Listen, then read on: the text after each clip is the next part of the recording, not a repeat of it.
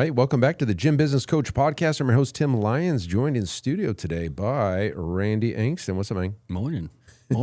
Feels like it's been a while.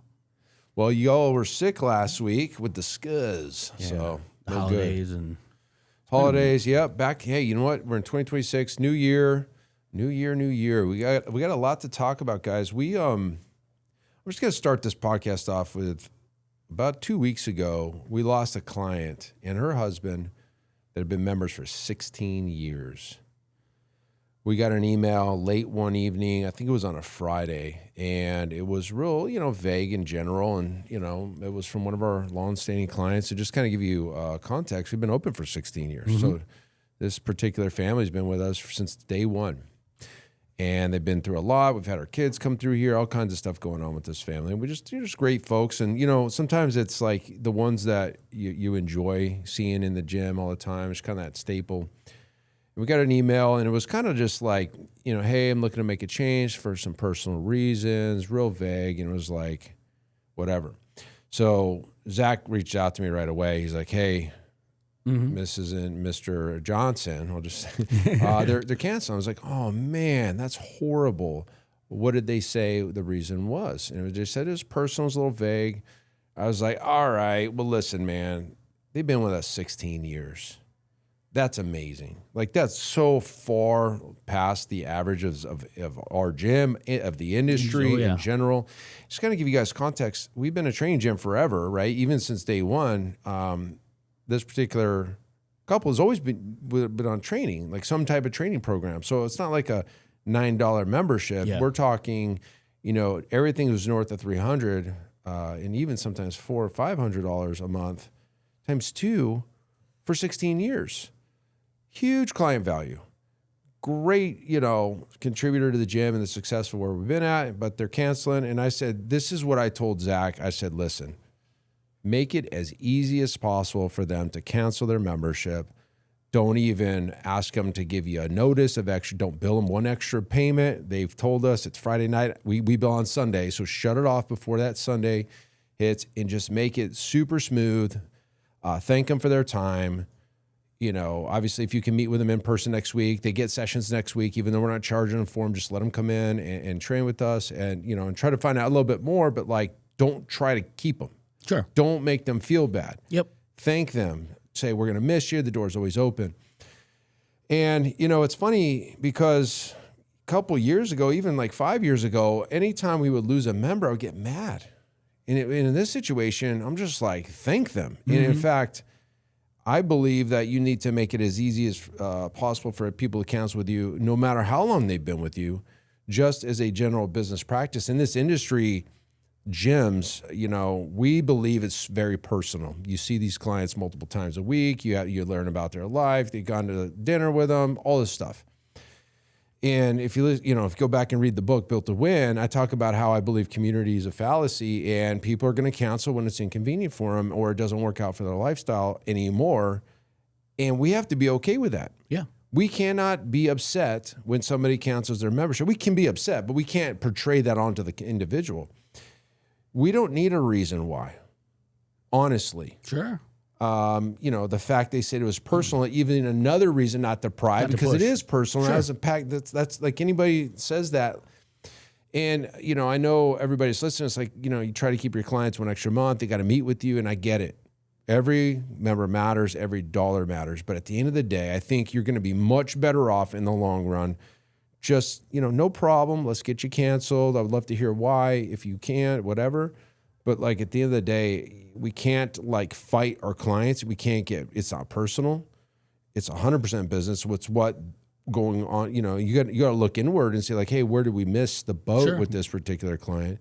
Now, obviously with this client I'm discussing in the beginning, we didn't miss the boat anywhere. Obviously 16 years, family members, a lot of money that was contributed from this particular family. So we didn't miss the boat, and there's really nothing else to say. Yeah. We just let them go. Yeah. You mentioned, through what you were saying, I think that personal component in the email is a big give too, right? It wasn't something that a newer client, somebody who'd been with you 3-4 months that wasn't getting something that they expected, or you guys dropped the ball in one way or another, right? If it was something like that, I would probably push a little bit harder for just a conversation, right? To figure it out because, hey, we want to improve. If we did drop the ball, if there was an issue, if it was something that we could have done, by all means. But I mean, obviously knowing this individual and then the way it was presented to you guys, I think that is it's the best way to go about it. Sure. Because one of the things that people don't think about is the impact of the conversation they're having with everybody after they're gone, right? 100%. We know, we fight with everything that we can to try and get referrals. But one thing that we don't think about is how many people are we preventing from walking through our door because of something like deferrals. Yeah, there you go, right? Well, we could do a whole podcast on that, right? Yeah, because the truth is it's very difficult to get a positive review by default, but it's very easy to get a negative review by default. People want to be heard. So if you make it bad for somebody, they're going to tell 10 people. Yeah. And you could be good for 10 years and they wouldn't tell anybody. It's just interesting how that's a human behavior. Yeah, and that's the whole that's exactly what I mean there, right? I mean, if you did make it difficult, if you challenged her, held her to that next, like the cancellation policy, or an extra payment, one more. I mean, it's $99 a week, right? Like that wouldn't break the bank in that situation, but at the same time, the goodwill will pay a dividend in ways that the 99 never could. Yeah, and I think it's interesting because clients will be with the gym for years, 2 years, 3 years, 5 years. And then the gym, when they get a cancellation, it's like, well, wait a minute. Why are they leaving? I thought they were loyal, right? But on the flip side of that, it's like, you don't own the client. Like, you just don't own them. Like, they're a human being, right? They can go do whatever the hell they want. And we just have to get over this thing of like, it's a personal reason. I mean, sometimes they cancel for personal reasons against you. Like, it's like they don't like you. That's fine.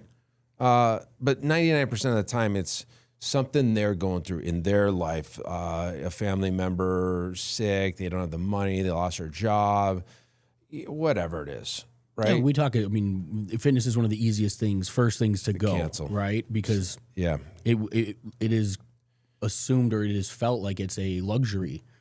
Isn't that interesting?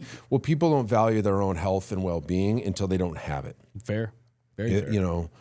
It's just part of the day-to-day routine, and sometimes they feel like they can do it themselves, and it's not easy unless you're like us, where fitness is kind of part of your lifestyle, like gym owners or whatever. It's just not easy. It's just a tough part of their day, and it's like they got to like get motivated and disciplined to do it.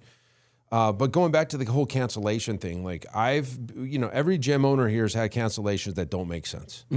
You've had clients that you've had great relationships, and then they cancel the next morning. A great conversation, maybe train them the day before, no inkling of anything, and then they cancel. And we all take it personal. We do. But first off, you just can't. Like, just step back out of the situation. You always want to learn how you can improve, like you said before. Absolutely. But at the end of the day, what I'm trying to get across in this episode is like, make it easy. Yeah. Be like, don't fight them. You're going to hear sales gurus and coaches in the business world tell you the opposite. In fact, the fitness industry is notorious for this. They can't do it on a phone. They have to do it in person. They have to mail a certified letter. No, stop, guys. Obviously, have your policies. Make them fill a form out so everybody does it the same way. But like, text it to them or have it on your website or in your app or up at the front desk, or like, don't make them go specifically to send a certified letter. Like, that's written in a lot of contracts still. Oh yeah. You got to send a certified letter. You can't cancel at the club. You got to cancel with ABC Financial on the 1-800 number. They put you on hold for. That just sucks, guys. That sucks. Just stop it. Stop doing that stuff. Handle it. And you're going to be better off in the long run because, hey, you know what? If they canceled, it was easy. Maybe the times change. They come back. Yeah, and that's I think one of the most important aspects of this is just because you don't have the relationship or the relationship is ending today doesn't mean it's ending forever, right? Yeah. And if we believe it's a relationship-based business, the end of that relationship should be as good as the beginning of it for them, right? Leave them feeling nothing but awesome, even though we don't like their even decision, if it hurts your business, right? Exactly. I mean, you're taking the hit on the revenue, but at the end of the day, the more difficult you make it, the greater the chances are that person shares that story with the next person. It defers somebody else. Exactly, right? And then You know, and some of these people that carry weight in the marketplace in your local area. You know, how many people are they talking to in an average week that by sharing that one story about how difficult you made it, now you're non-option for anybody that they're talking to. Yeah. And you never think about that. yeah, we don't, you know. And it's 100% happening. Absolutely. Absolutely. and if it goes back to like, you know, if we do believe that this is a relationship business, and we do to a tune, right? We do see these people multiple times a week. You do have dinner with those clients. You do get invites to their family events and weddings and funerals and things like that over time. If you burn that bridge, it kind of devalues the whole relationship at that point, because now you as the business owner have made it transactional. Yeah. You know, like in this situation, like you respected the relationship that you've had for the length that you had it, and you let them leave on nothing but great terms.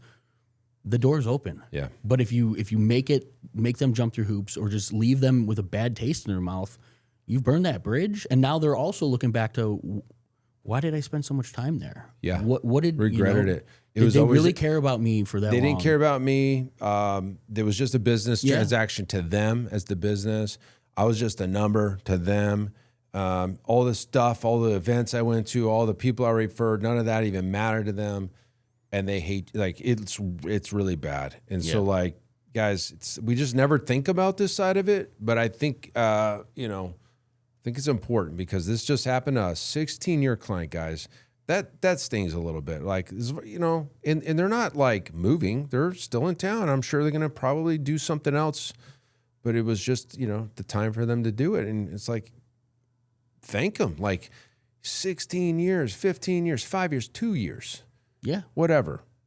It's we need to like appreciate that a little bit more, because we've all been on the other side of that where you're trying to cancel something, a subscription or something somewhere Happened to else. me in a gym when I lived in Texas. Yeah. It was like 3 months that, I mean, I did everything that they were telling me. Go do this form, did this form, go do this. Like, what do you want me to do? For like $30 a month. I'm like, this is ridiculous. Yeah. You know what I mean? And the only thing that it let me feel like was they're just trying to bang out another month. $30. And I'm like, it's that big of a deal to you? Yeah. That you can't just make it easy? And I didn't even live in the state anymore. There wasn't another option. It's so common in this industry, in the fitness industry. We've done it to ourselves. And unfortunately, the opposite is true too. Like you're going to make it easier for somebody to cancel. They're just going to go somewhere else and get banged for another 3 extra months.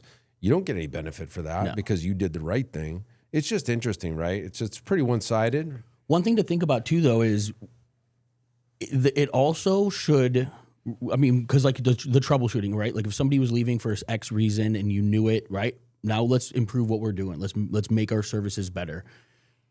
One thing we talk about all the time is having that superior client experience. Yes. And if you've done that and you then have somebody who leaves, let them go see what other gyms are doing. Let them go experience what other training is like.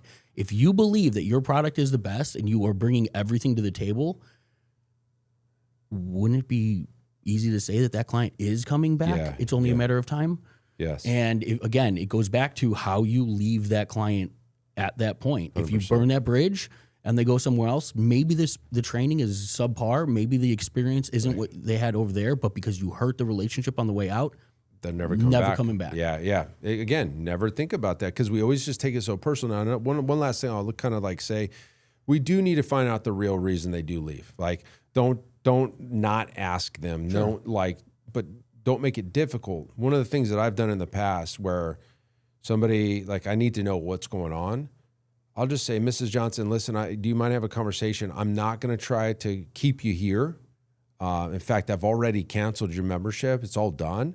That's all I'm looking for. I'm looking to find out, is there how we could improve? Would that be okay to chat with you a little bit about that? And they're usually, yeah, because they're going to not take that call with you if you're trying to resell them. Correct. And make them feel bad about the decision. Anyways, I'll just throw that in there. But yeah, we do need to find out because how else are you going to improve? If everybody just leaves, you don't ask them any questions. You got to know. And it's something we work with our coaching clients on all the time. Right. I mean, when we're troubleshooting retention issues, what is the commonality? Yeah. Right? If it's a 3 month, if it's a 6 week, if it's a 9 month fall off, like what is it about your service, your delivery, that journey, right? Yeah, that they're on, that there's that common fall off. And if there is, usually that's something within the business that can be worked on. Yeah. But I know a lot of gyms that don't ask, they're just afraid to, right? But I like that it's like taking the non-threatening way of going about it. Yeah. Just tell them, hey, I've already canceled it. It's no big deal. I just want to give you a chat about it. So, hey, listen, gym owners, make it super easy for your clients. Like I said, it's going to pay dividends in the long run, and it's also hurting you without you even know it when you try to nail somebody for an extra month or whatever. And one last thing I will say is, like, yes, you have policies, and you absolutely should stick to the policies. Just because your 30-day policy actually is going to build somebody one extra month, you should not feel bad about that, as long as it's in the policy. But again, don't make it so difficult where you didn't get the form on the right date and it's like 1 hour late and you're gonna bang them. Like that's what I'm talking about, right?